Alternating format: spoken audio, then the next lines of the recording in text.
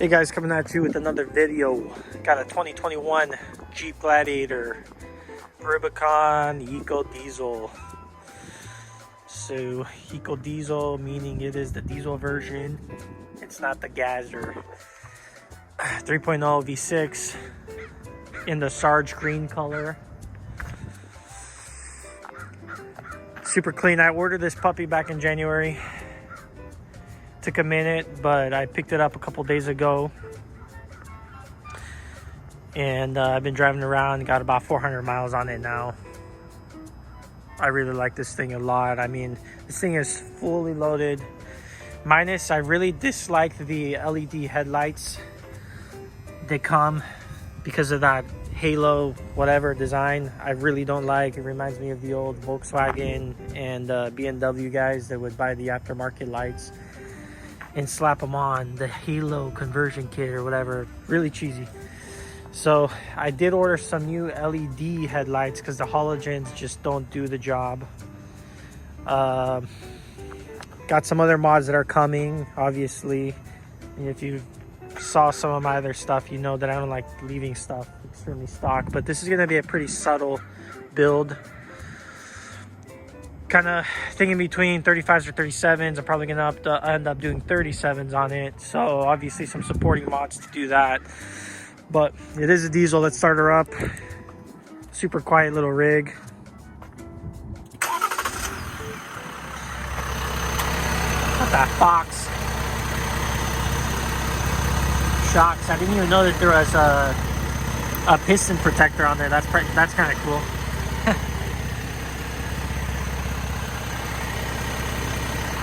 Yeah, super quiet engine. Got our rock sliders, obviously. The one thing that the guys at the factory down in Toledo forgot to do is throw in my bed liner, or maybe the factories don't do that. I really don't know. Anyways, the dealership is honoring it. They're gonna throw it in for me. Got that slow opening bed. I mean, dude, it's a great size bed, believe it or not. My Ford was a short bed, and in my Ford I also had the extra fuel tank for diesel. So I mean, at the end of the day, it wasn't much, if not wasn't bigger than this, believe it or not. So obviously it was quite a bit deeper. I forget by how many inches. But yeah, I mean, if you want to haul some plywood or something, truck you, just throw this puppy like that, slide in your plywood sheets or whatever it may be, 2x4s, ready to roll. So close this up. Obviously I got the LED tail lights because I went with the blind spot monitoring system or whatever. We'll jump in here. Went with the dark black brown saddle, whatever it's called, leather interior. I really like the stitched dash, stitched steering wheel. I wasn't expecting that. I thought it was only a Mojave thing. The Mojave comes with the leather inserts as well.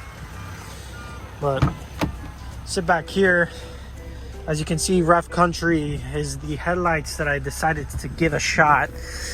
I don't recommend their lift kits, my personal experience, just because I've tried it.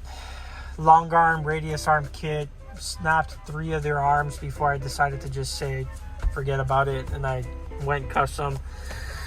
They're nice enough to replace it every single time, but yeah, you know, the last thing you want to do is, yeah, you great customer service, but you're out on the trail and you're figuring out how to limp home. It was a waste of time.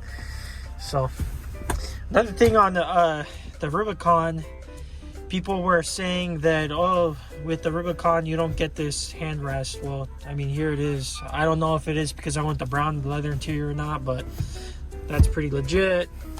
Got some charging ports here. I'm 6'2".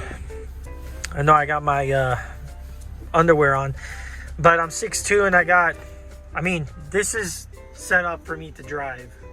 6'2". So I mean, anyone shorter set up to drive, like my wife or something, I mean, I got plenty of leg room back here, which I was extremely surprised about. Got the little molly connectors, little basket, whatever.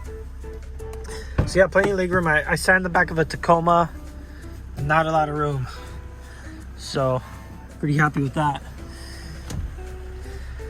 I took out my Bridgestone from the other truck, threw it in here. This is where you throw your bolts and stuff if you take the top off or whatever.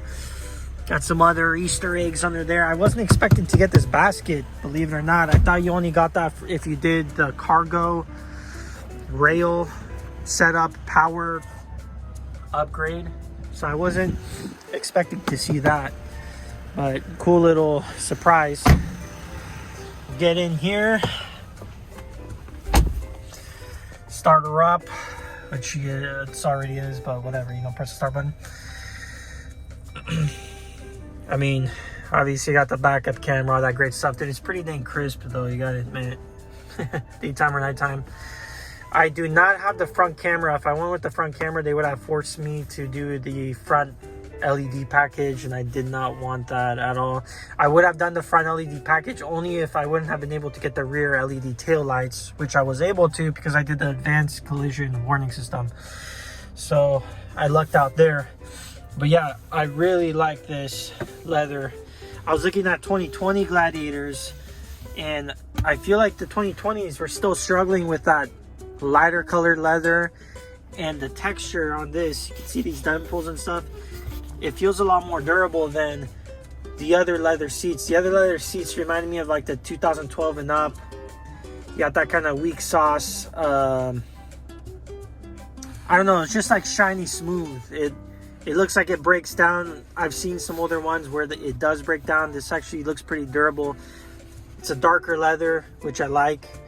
And yeah, whatever. But got the connection. It's a Rubicon, so you got front and rear lockers, sway bar disconnect. It's a Rubicon transport case. I don't know if it's different in the diesel version, but I know in the Gazzer it's a 4-to-1 rock track or whatever. I know that in the diesel it's a little different, but I don't know how different. Aux switches. And I mean, that's about it. I don't know what else I could tell you guys about this. If you guys have any questions, let me know. I am going to be adding a headliner. I didn't go with the OEM just because there's aftermarket options that I believe are better built, better coverage or whatever. So I want to do that. Got the car seat back there. That's it. I mean, let's throw the seatbelt on and maybe drive it. I don't know if I should roll down the window or not, but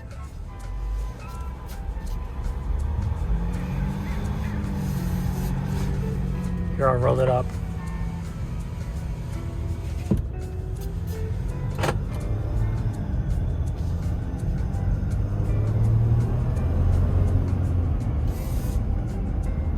So I mean, it's definitely got a baby diesel sound, you know. I am probably gonna go with a tune, which is emission compliant EGR. You can turn the EGR valve off, but I don't know if I'm gonna do a full delete, because unlike my Ford, which was fully tuned and deleted, this Gladiator does not meet the weight requirements to keep me away from running it through the DEQ every 2 years. Obviously it's brand new, so it's the first time it's 4 years. So I don't know, I don't really want to deal with that, you know, issue. So it's probably just going to be a tune. There's a company out in Canada that you can send your ECU to, and they'll flash it, tune it, whatever, ship it back to you, and you're ready to go. So I might do that. Got the heated steering wheel and seats. It's another cool little feature, but it's got the start-stop technology. Kind of bothered me a little bit at first, but I'm used to it now.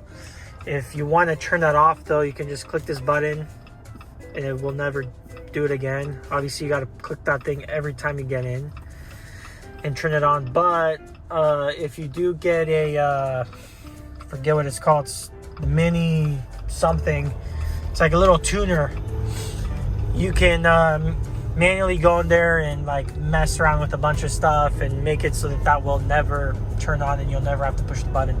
But anyways guys, I'm gonna drive it a little bit so you guys can hear the engine if you even can. And then I'm gonna end the video.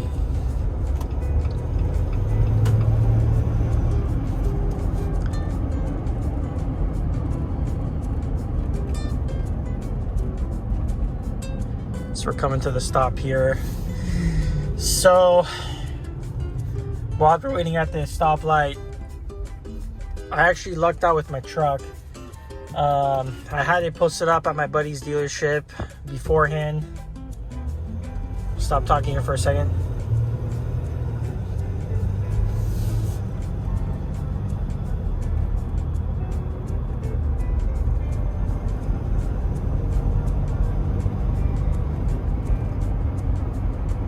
Well, can't really drive it because this guy's in front of us, but I had the Ford posted at my buddy's dealership for a short period of time while I was waiting for my Gladiator to show up.